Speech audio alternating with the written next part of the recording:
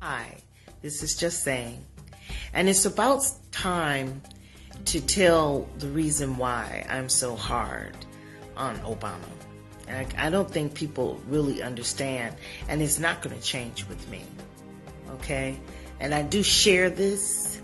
Hopefully everybody can see it. You don't like it, you don't have to like or comment, but I'm going to show on the videos that I'm about to attach to this one from YouTube, okay, and put them side by side.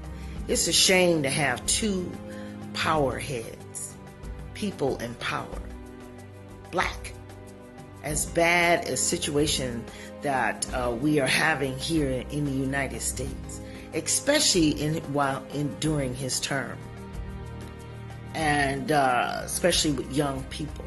Young black men. Even though they're having black on black crime, but black on black crime, they pay for it. They go to jail, they're persecuted, they're everything.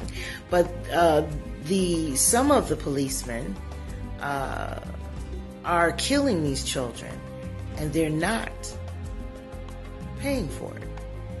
And we had two black heads in the government, and their responses were ridiculous. Obama's response to Newtown, although Newtown was tragic, and I always say that it was very, very tragic whenever children are, hurt in that kind of way, and the parents crying. But he made a really big deal about that. And I mean, he cried.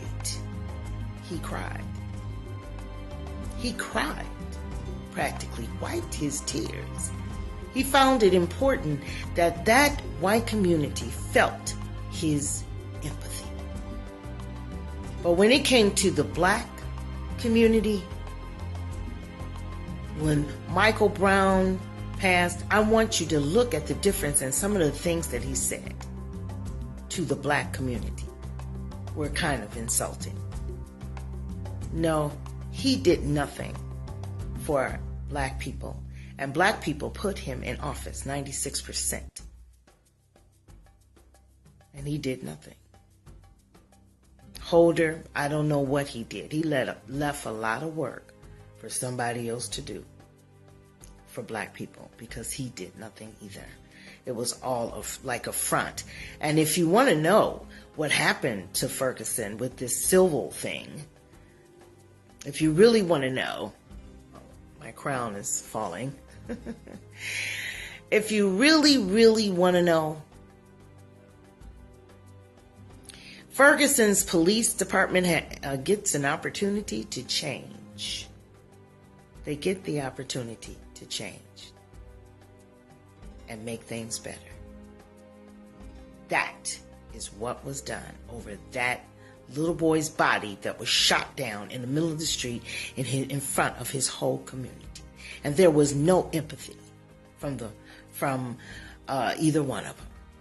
He didn't wipe his eyes on Trayvon Martin. He might say, oh, he looked like my son, but then after the verdict, he said, what? That's the law. That's all I have to say.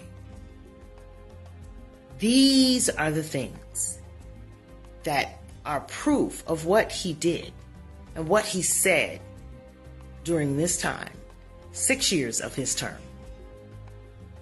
It was disgusting, and he will never, ever get that from me. Just saying.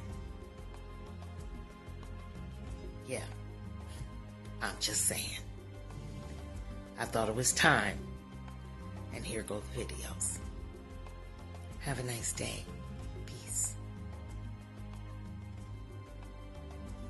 I want to make sure that, once again, I send my thoughts and prayers, as well as Michelle's, to the family of Trayvon Martin, and to remark on the incredible grace and dignity with which they've dealt with the entire situation. I can only imagine what they're going through, and it's remarkable how they've handled it. The second thing I want to say is to reiterate what I said on Sunday, which is There are going to be a lot of arguments about the legal issues in the case. I'll let all the legal analysts and talking heads address those issues. The judge conducted the trial in a professional manner. The prosecution and the defense made their arguments. The juries were properly instructed that in a case such as this, reasonable doubt was relevant, and they rendered a verdict. And once the jury's spoken, that's how our system works. Some of you may have heard there was a decision that came out today by a grand jury not to indict police officers who had interacted with an individual named Eric Garner in New York City, all of which was caught on videotape, and speaks to the larger issues that we've been talking about now for the last week, the last month, the last year, and sadly for decades. And that is the concern on the part of too many minority communities that law enforcement is not working with them and dealing with them in a fair way. And there is going to be, I'm sure, additional statements by law enforcement. My tradition is not to remark on cases where there may still be an investigation.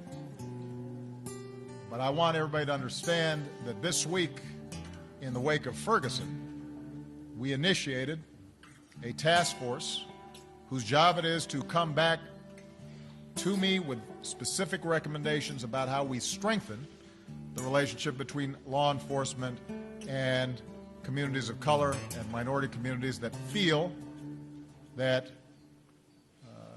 bias is taking place, that we are going to take specific steps to improve the training and the work with state and local governments when it comes to policing in communities of color, that we are going to be scrupulous in investigating cases where we are concerned about the impartiality and accountability that's taking place. And as I said, when I met with folks both from Ferguson and law enforcement and clergy and civil rights activists, I said this is an issue that we've been dealing with for too long, and it's time for us to make more progress than we've made.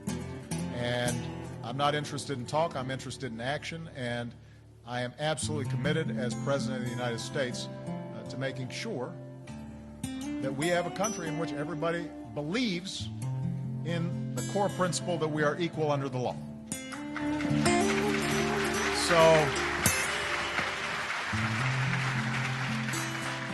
I just got off the phone with my Attorney General Eric Holder. He will have more specific comments about the case in New York.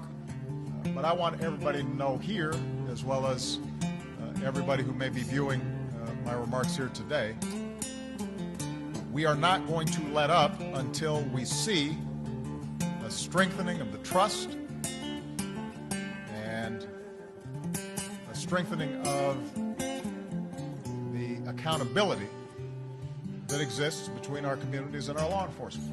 And I say that as somebody who believes that law enforcement has an incredibly difficult job,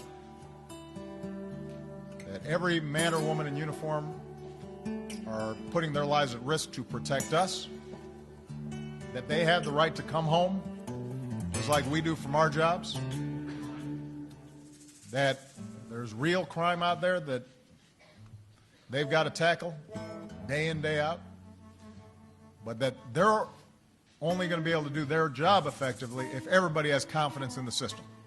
And right now, unfortunately, we are seeing too many instances where people just do not have confidence that folks are being treated fairly.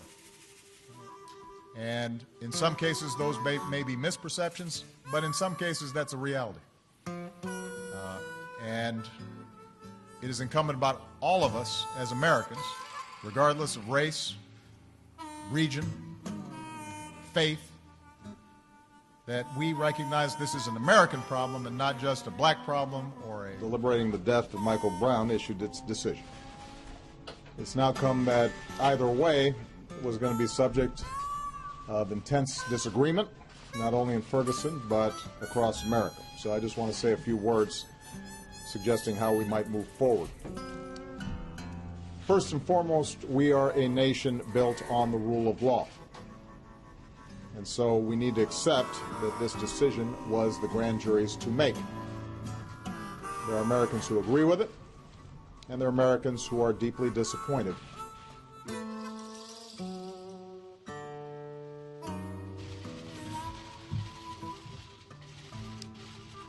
This afternoon I spoke with Governor Malloy and FBI Director Mueller. I offered Governor Malloy my condolences on behalf of the nation and made it clear he will have every single resource that he needs to investigate this heinous crime, care for the victims, counsel their families.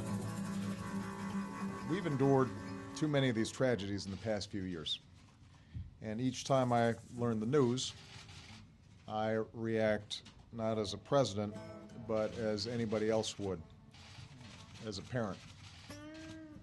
And that was especially true today. I know there's not a parent in America who doesn't feel the same overwhelming grief that I do. The majority of those who died today were children. Beautiful little kids between the ages of 5 and 10 years old.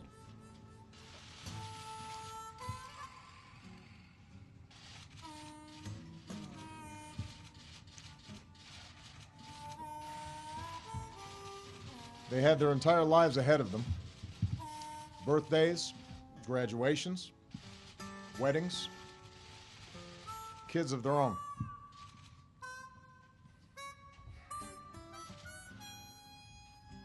Among the fallen were also teachers, men and women who devoted their lives to helping our children fulfill their dreams. So our hearts are broken today for the parents and grandparents, sisters and brothers of these little children, and for the families of the adults who were lost. Our hearts are broken for the parents of the survivors as well. For as blessed as they are to have their children home tonight, they know that their children's innocence has been torn away from them too early, and there are no words that will ease their pain. As a country, we have been through this too many times. Whether it's an elementary school in Newton, or a shopping mall in Oregon, or a temple in Wisconsin, or a movie theater in Aurora, or a street corner in Chicago, these neighborhoods are our neighborhoods, and these children are our children.